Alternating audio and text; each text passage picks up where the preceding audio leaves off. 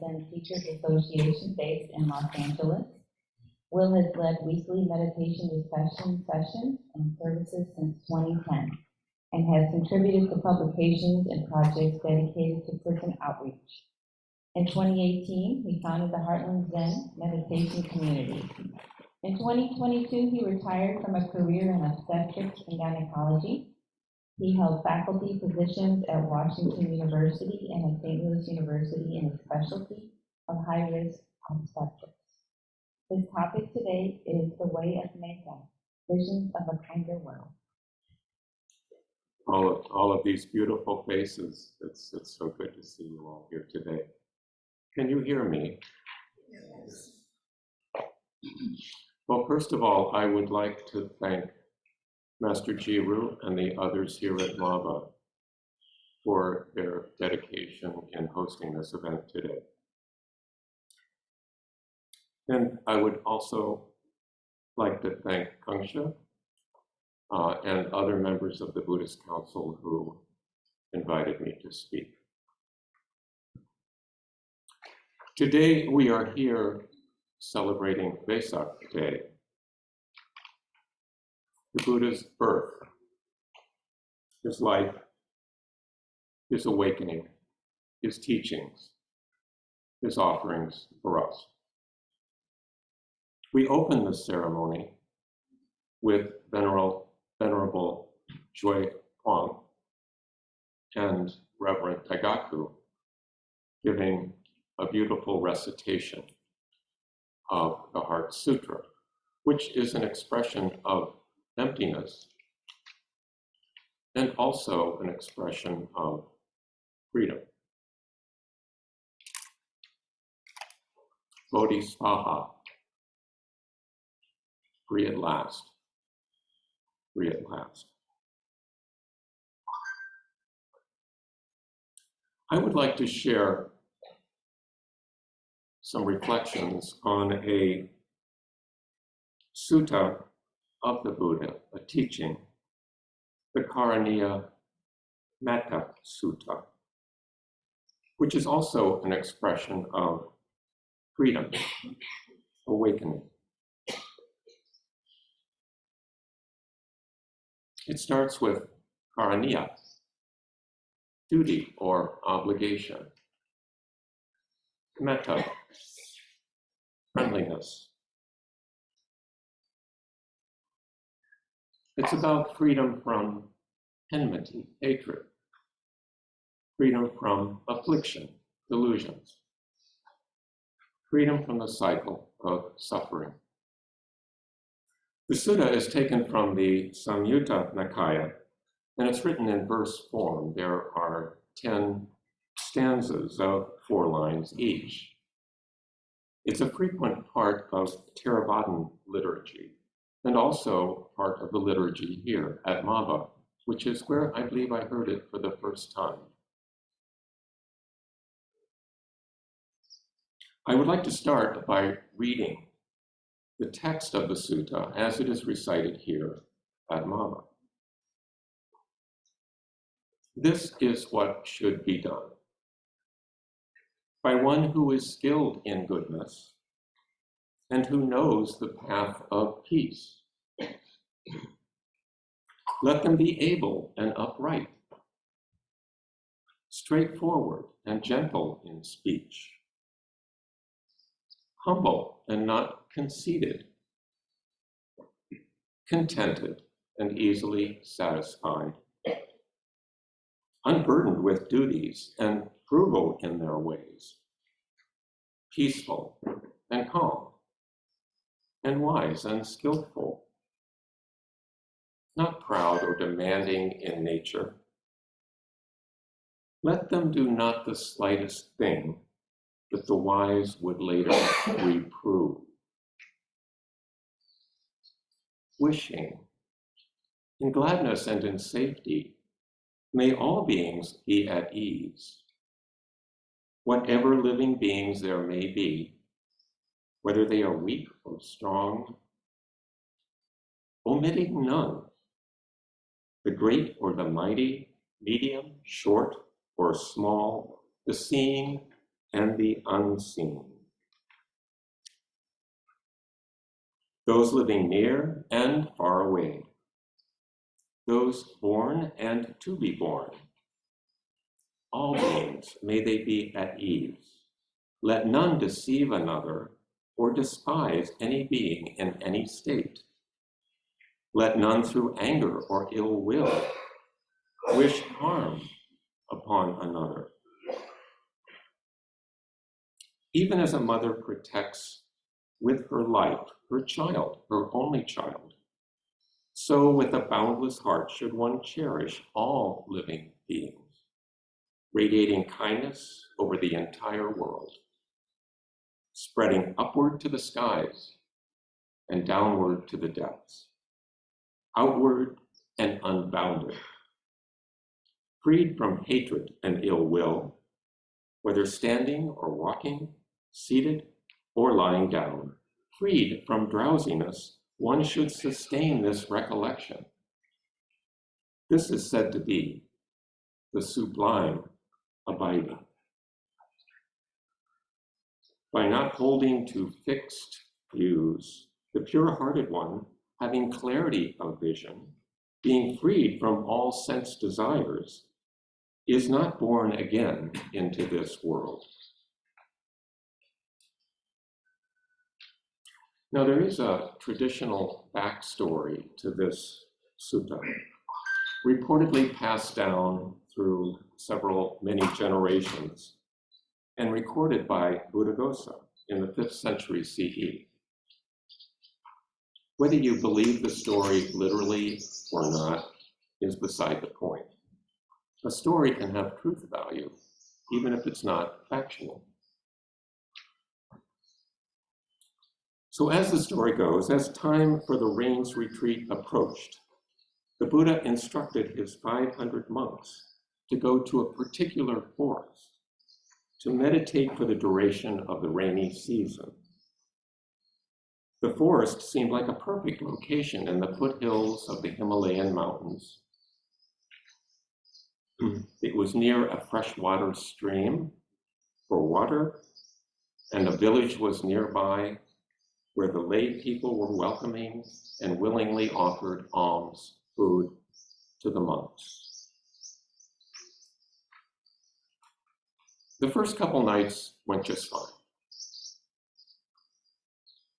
But then, on the 3rd or 4th night, the monks started seeing frightening visions of demons and monsters, and hearing loud shrieks. As it turned out, the forest was occupied by tree spirits living in the forest canopy. They didn't mind the monks being there for a short while, but as often goes, after about 3 days, they were ready for the monks to leave. Exercising their magical powers, they were trying to scare the monks away. So these monks, well trained in concentration, were trying their best to contain their fear and ignore the visions and sounds. But then the tree spirits got another idea of releasing unpleasant odors into the forest to repel the monks. There was overwhelming stench. And the monks agreed they would have to leave and go back and talk to the Buddha about perhaps a different location. But when they reached the Buddha, he instead taught this sutta in verse form so it could be easily memorized. He instructed them to memorize it and go back to the forest and recite it frequently aloud. Reluctantly, they took his advice, went back and did as instructed. Much to their relief and amazement, upon hearing the words of the verse, the tree spirits were pleased and they were pacified. They quietly allowed the monks to stay for the full duration of the rain's retreat. And by the end of the retreat, all 500 monks were fully awakened arhats. So the advice contained in this sutta was the Buddha's prescription for managing fear and aversion. And it was also a path to awakening. And the teachings are not confined to the problem of angry tree spirits. They're also applicable to other sources of fear and aversion, even those we confront today. Concern about the environment, endless wars, those expressing bigoted or racist views, those who practice or threaten violence, those who disagree with us, or those who threaten us. In this teaching, the Buddha presents friendliness as an attitude that can be systematically cultivated. We all know that friendliness arises often during the course of the day. But the Buddha suggested that we can make this our whole day. Not just a feeling that arises due to conditions from time to time. The Metta Sutta is an expansion of an earlier teaching in the Dhammapada. In this world, hate has never dispelled hate. Only non-hatred, love, dispels hate. This is the law, ancient and inexhaustible. So the Metta Sutta provides instruction as to how to implement non-hatred or metta, loving kindness, or simply kindness, universal love, friendliness. The sutta begins with the word karaniya, which implies duty or obligation. This is what should be done. Then the Buddha defines his audience. This is what should be done by those with skill and good intentions, who have knowledge of the path of peace. I think that's us, really. We wouldn't be here if we didn't have good intentions. And all of us, I'm sure, have had a glimpse of peace, either during meditation or just being out in nature, or at the time of offering or receiving kindness, at least a glimpse of perfect peace. So the Buddha is talking to us and then goes on to recommend 15 virtues. Now, just reciting a list of virtues may not have much effect, but the Buddha recommended memorizing them, holding them close to one's heart, at least keeping them in mind, revisiting them, so that as you go through the world, encountering others, playing your part, making decisions, they come to mind. I'm not going to discuss all 15, but I'd like to highlight just a few. The Buddha encourages his followers to be upright, honest, trustworthy, the kind of person you can count on. He recommends being subako, which can be translated as here, gentle in speech, but can also be interpreted as easy to instruct, exercising kind speech, but also being a good listener.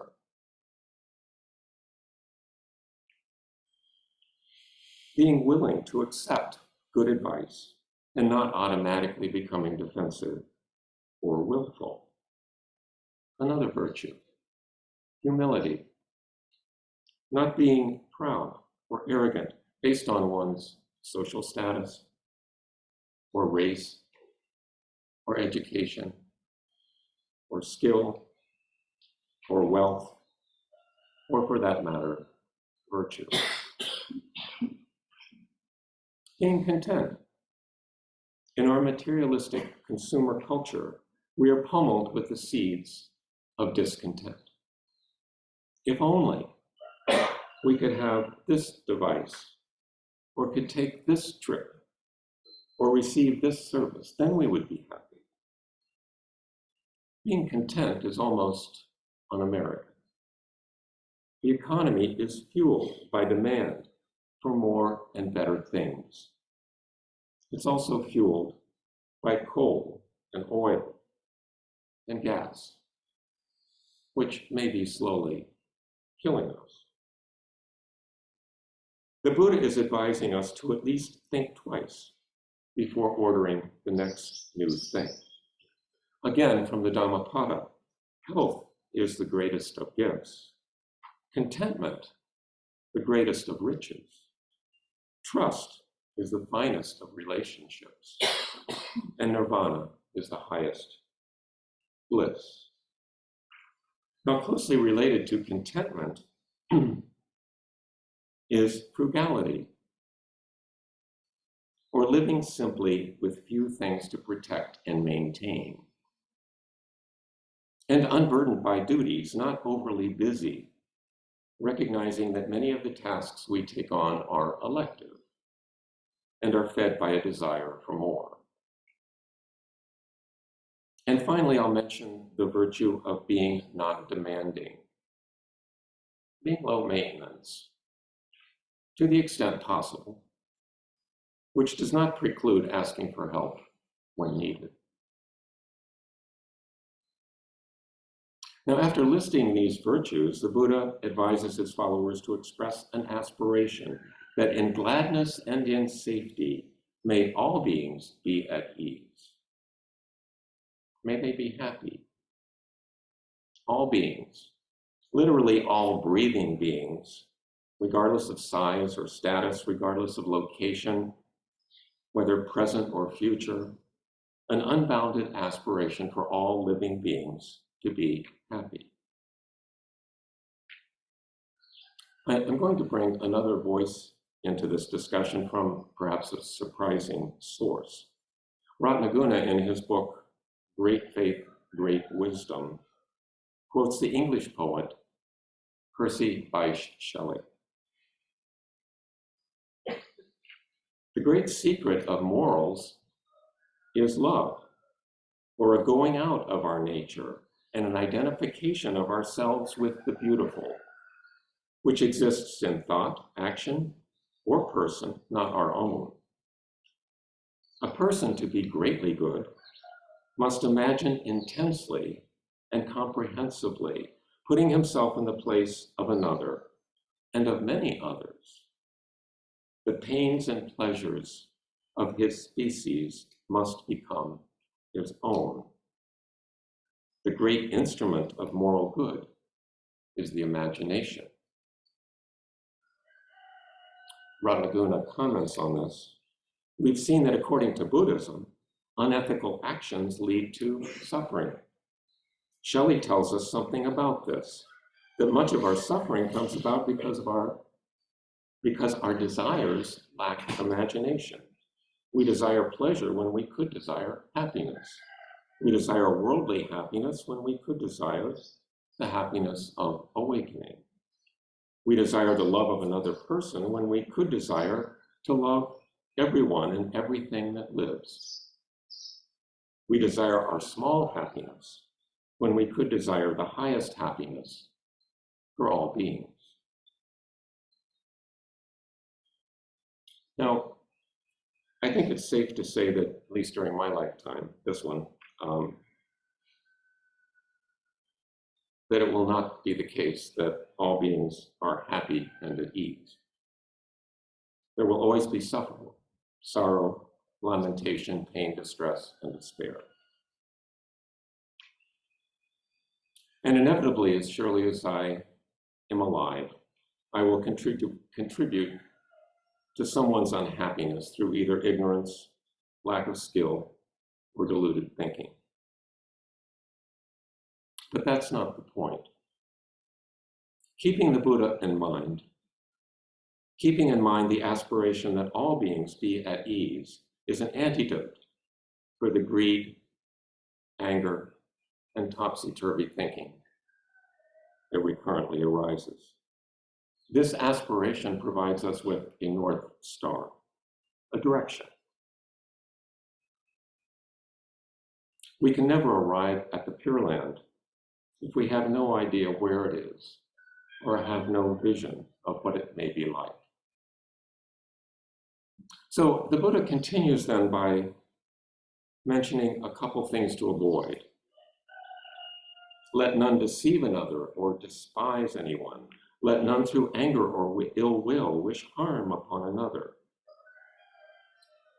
Now, I've observed it's a natural impulse, or at least a common impulse, to wish that someone who has harmed you gets their comeuppance, to even have fantasies about how they may fail in their efforts or suffer some loss. We are advised by the Buddha not to nurture such thoughts, to recognize them as unwholesome, unhelpful, and let them go. Then the sutta proceeds with an analogy of showing the same love toward all beings that a mother shows toward her only child. Now, clearly not all mothers are the same or would react in the same way.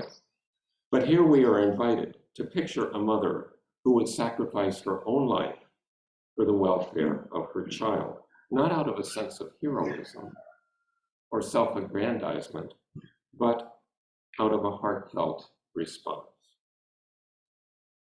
With this same intensity, we should radiate kindness, friendliness, love, freed from hatred and ill will in all directions and to all beings. Keeping all this in mind, the Buddha says, is a sublime abiding, a Brahma Vihara, a divine abode. This is nirvana, awakening, freedom. And then not holding to fixed views or false views, or perhaps not clinging tightly to any views at all, and being freed from greed for sense pleasures. Not abandoning all sense pleasures, being freed from greed for sense pleasures. One is not reborn again into this world, or literally does not return to another world, which is to say, nirvana, perfect peace. Sensitive to the fact that there are differing views in the contemporary Buddhist community about the notion of rebirth, Thich Nhat Hanh translates the final phrase in this way: those who practice boundless love will certainly transcend birth and death.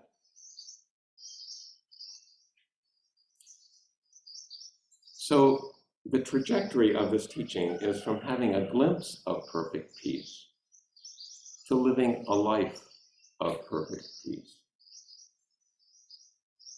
The instructions involved how we carry ourselves in the world and how we relate to others, relating to all beings with an attitude of friendliness, of love, even those we disagree with or those who have harmed us. This doesn't mean we have to make everyone our buddies. Those who have demonstrated themselves to be physical or emotional threats may be best avoided, at least for a time. But the Buddha challenges us not to accompany this avoidance with ill will. That if someone has harmed us out of ignorance, lack of skill, or even malice, to wish that they be freed from their affliction and be at ease, recognizing that we are all subject to causes and conditions. There is a quote reportedly from the Buddha. If anyone knows the source, please let me know if I've been unable to find it. But it goes, do not despise those who have yet to learn. So, if we're not memorizing the sutta and reciting it several times a day, while sitting in a forest for 4 months. How do we practice with this? How do we incorporate this into our daily lives? How do we follow the way of metta? Buddhaghosa in the Visuddhimagga offers detailed instruction, perhaps too detailed for most lay people, but he emphasizes the importance of quelling resentment as a first step and gives numerous suggestions. Among them is a simple recognition of the harm that resentment causes, not to your adversary, but to yourself. Like picking up a hot coal to throw at your adversary, burning your hand and crippling yourself. I suspect all of us have witnessed, either in ourselves or in others, the misery that results from bearing a grudge, harboring ill will, desiring vengeance. And this misery can last for years or lifetimes. Now, short of reciting the sutta, we can recite a short form. And Buddhaghosa suggests something along these lines. May all beings be free of enmity, free of affliction. May they be at ease. This phrase can be an object of meditation or can be brought to mind periodically during the day. Buddhaghosa suggests starting with oneself. May I be free of enmity, free of affliction. May I be at ease. And explains why. It's not to foster self-centeredness, but to use oneself as an example. He cites a verse by the Buddha. I have visited all quarters with mind and found no one who loves another more than him or herself. In the same way, others too love themselves. Therefore, one who loves himself should not harm another. Now, perhaps if a person is very self-critical, this starting with your self-strategy may not go smoothly. And it might be easier just to jump to the universal and aspire that all beings be free of enmity, free of affliction, and be at ease. Metta practice can also be used. There's the blessed rain. We've been waiting for this for like 2 weeks. All the plants are rejoicing. And thank you for the staff at MABA who anticipated this event so well.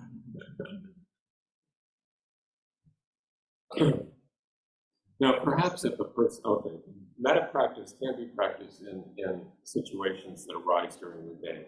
And I'll just give you a sort of an everyday example.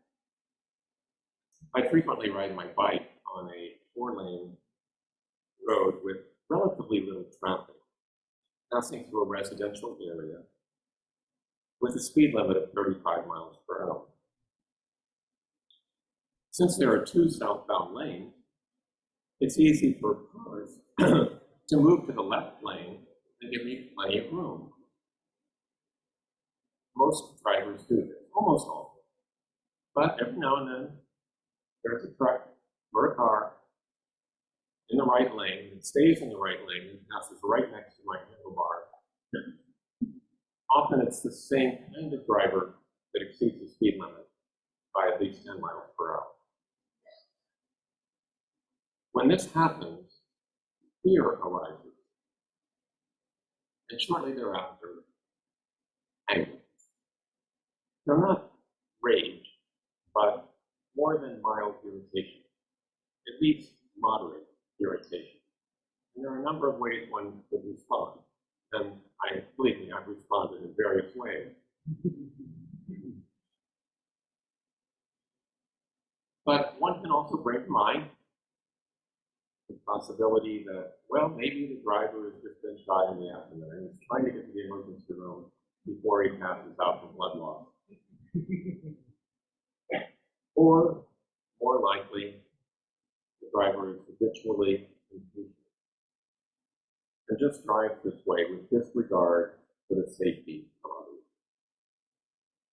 So it's pretty irritating. What can you do?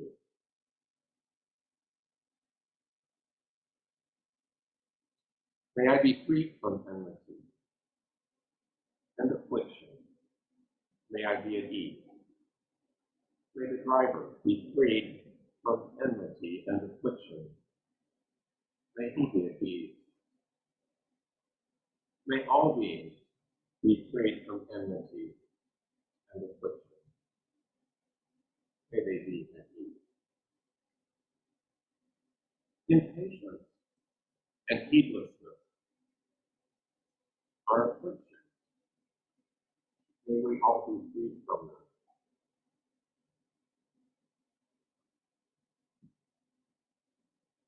The way of Mecca doesn't require passively accepting everything that comes along either.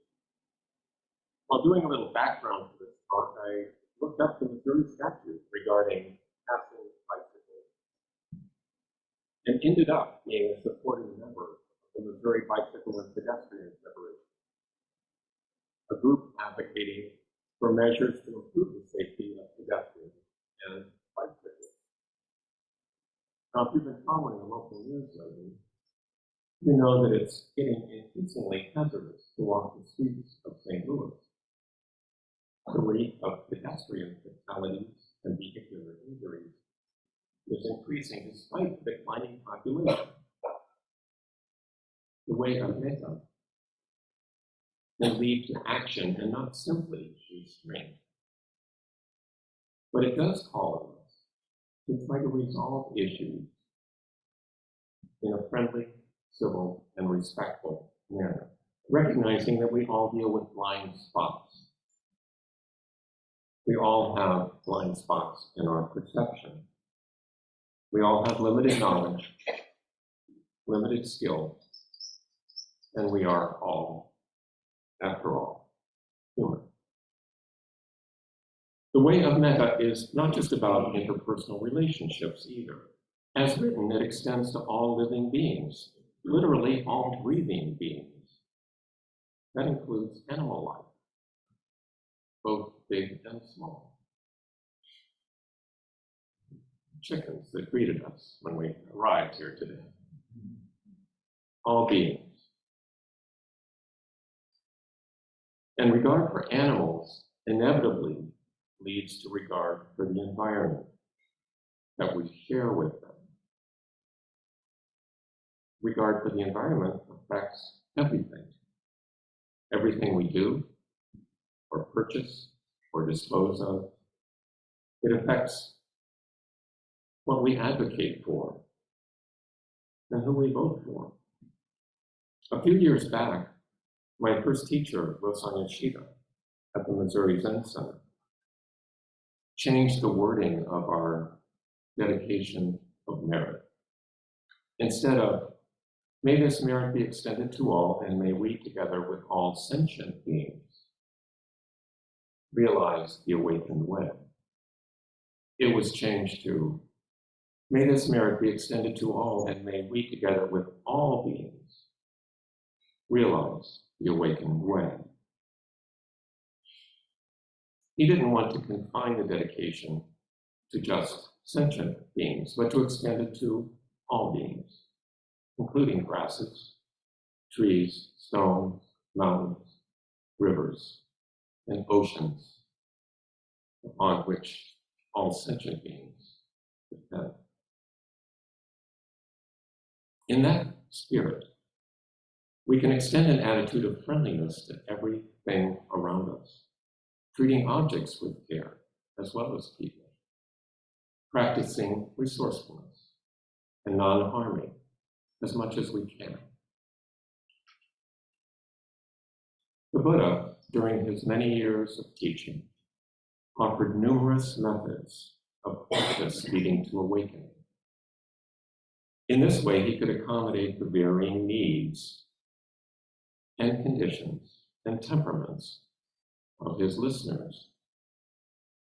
The way of metta is one such avenue in which the Buddha invites us to abandon ill will, adopt an attitude of universal friendliness, love,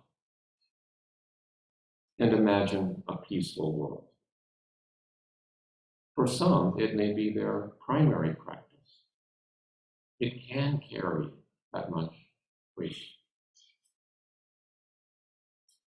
So thank you for listening. I would like to close with a recitation. It's a dedication that we use at Heartland Zen, and it's simple. You can learn it on the spot. May all beings be safe, may all beings be at peace, and may all beings be liberated. Safe, at peace, and liberated.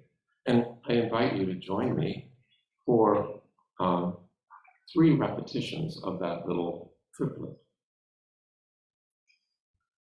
May all beings be safe. May all beings be at peace. May all beings be liberated.